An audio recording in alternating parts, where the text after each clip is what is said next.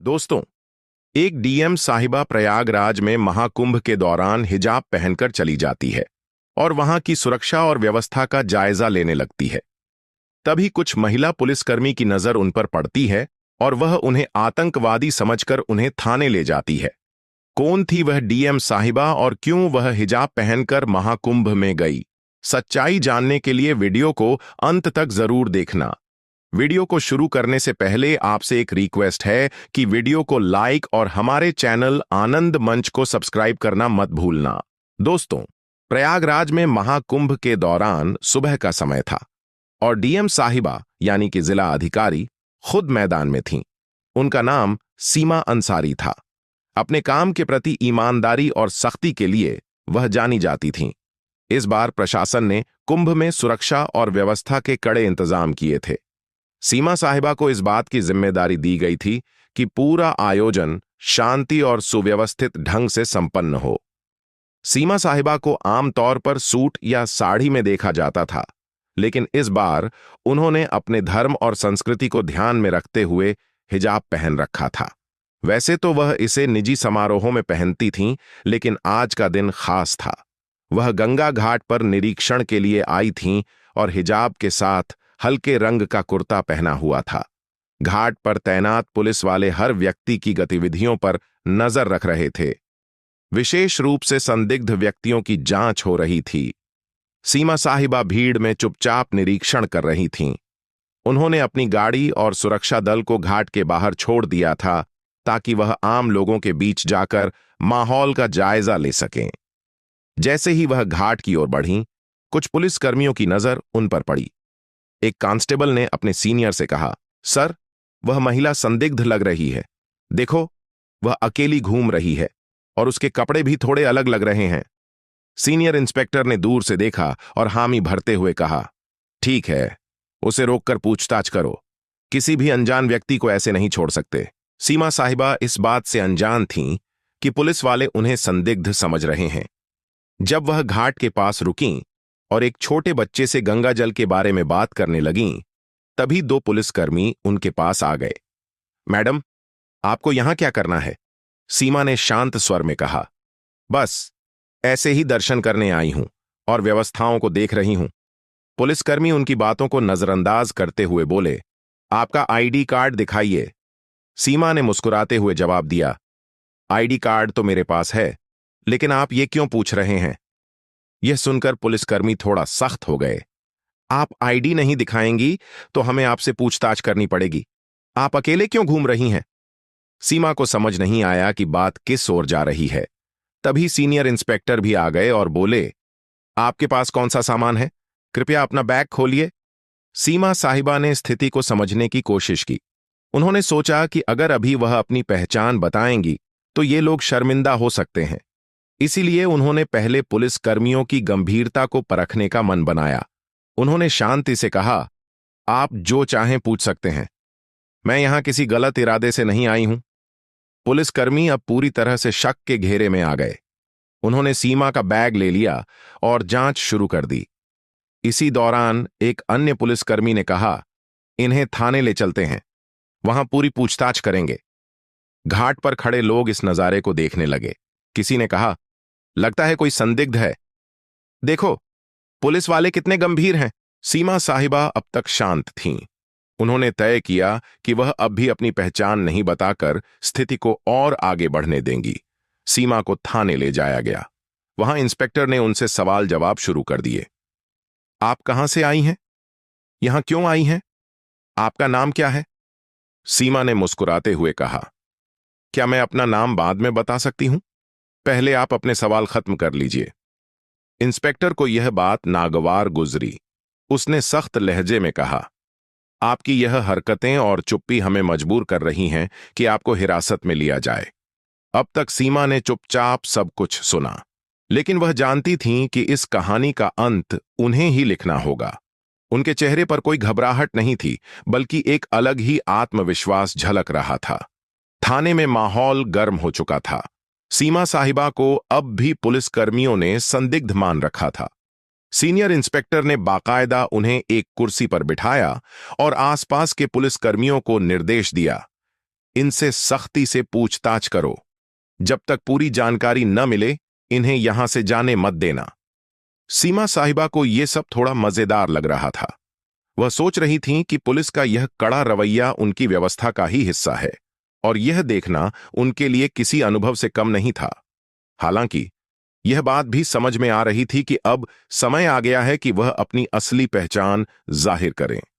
Inspector ने एक और सवाल किया, आपके पास महाकुंभ में घूमने की अनुमति है या नहीं? सीमा ने हल्की मुस्कान के साथ जवाब दिया, मैंने अनुमति ली है, लेकिन शायद आप मुझे पहचान नहीं पा रहे हैं। इंस्पेक्टर का गुस्सा बढ़ता जा रहा था। पहचान? हमें आपकी पहचान से मतलब नहीं है। सीधे सीधे अपनी आईडी दिखाओ और ये बातों का गोलमोल जवाब देना बंद करो। सीमा अब भी अपनी जगह पर शांति से बैठी थीं। तभी उन्होंने अपने बैग से पानी की बोतल निकाली और पूछा, क्या यहां पानी मिलेगा या खुद पीने के लिए लाना होगा? यह सुनकर एक कांस्टेबल झुंझला गया, मैडम, ये कोई पिकनिक स्पॉट नहीं है। आप जवाब दें वरना ये नरमी हम और नहीं दिखाएंगे। सीमा साहिबा ने आखिरकार कहा, अच्छा चलिए, आपको अपनी पहचान बताती हूं, लेकिन इसके बाद आप अपनी टीम को बताना कि पहले किसी के साथ ऐसा व्यवहार न करें। यह सुनते ही इंस्पेक्टर को थोड़ा झटका लगा। उसने सीधा सवाल किया, कौन हो तुम और किस अधिकार से हमें सिखाने की बात कर रही हो? सीमा ने अपने बैग से अपना आईडी कार्ड निकाला और मेज पर रख दिया। उस कार्ड पर साफ लिखा था, सीमा अंसारी, जिला अधिकारी, हरिद्वार। इंस्पेक्टर का चेहरा सफेद पड़ गया। वहां मौजूद अन्य पुलिसकर्मी भी एकदम चुप हो गए। कांस्टेबल, जो अभी तक सबसे ज्यादा बोल रहा था, धीरे धीरे पीछे खिसक गया। इंस्पेक्टर ने कार्ड उठाकर देखा और उसे बार बार पलटा। आप डीएम साहिबा हैं?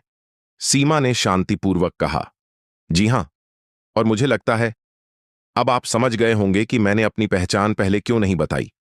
मैं सिर्फ यह देखना चाहती थी कि आप लोग अपनी ड्यूटी कितनी ईमानदारी और सतर्कता से निभाते हैं, और मैं कहूंगी कि आप लोग बुरे नहीं हैं, लेकिन सावधानी में भी थोड़ा संतुलन होना चाहिए। इंस्पेक्टर ने तुरंत खड़े होकर माफी मांगते हुए कहा, मैडम, हमें बिल्कुल अंदाजा नहीं था कि आप ही हमारी डीएम साहिबा हैं। आपकी वेशभूषा और अकेले घूमने का तरीका थोड़ा असामान्य लगा, इसलिए हमने आपको रोका, लेकिन हमारा मकसद केवल सुरक्षा था। सीमा ने जवाब दिया, मुझे पता है, आप सभी अपनी ड्यूटी कर रहे थे और मैं खुश हूं कि आप चौकन्ने हैं, लेकिन ध्यान रखें कि अगर कोई महिला या आम नागरिक आए तो उनकी बातों को भी ध्यान से सुने। हिजाब या किसी के कपड़ों के आधार पर अंदाजा लगाना हमेशा सही नहीं होता। इंस्पेक्टर ने तुरंत थाने के स्टाफ को निर्देश दिया, साहिबा के लिए चाय पानी लाओ और तुरंत उनकी गाड़ी मंगवाओ। सीमा ने मुस्कुराते हुए कहा, नहीं, इसकी जरूरत नहीं। मैं तो यह देखने आई थी कि हमारा प्रशासन कैसे काम कर रहा है, और मुझे खुशी है कि आप लोग काम कर रहे हैं।